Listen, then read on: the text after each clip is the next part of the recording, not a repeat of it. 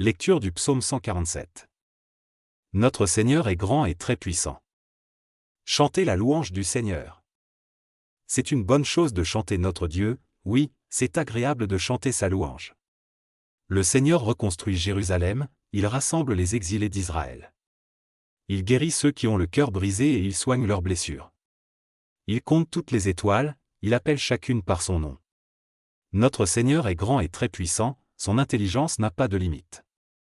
Le Seigneur relève les malheureux, mais il abaisse jusqu'à terre les gens mauvais. Remerciez le Seigneur en chantant, jouez pour notre Dieu sur la cithare. C'est lui qui couvre le ciel de nuages, il prépare la pluie pour la terre, il fait pousser l'herbe sur les montagnes. Il donne leur nourriture aux troupeaux et aux petits du corbeau qui la réclament. Ce n'est pas la force du cheval qui lui plaît, ni les exploits du coureur. Mais les gens qui le respectent, qui comptent sur son amour, voilà ceux qui lui plaisent. Jérusalem, chante la gloire du Seigneur. Ville de Sion, chante la louange de ton Dieu. Il a rendu solides les serrures de tes portes. À l'intérieur de tes murs, il a fait du bien à tes habitants.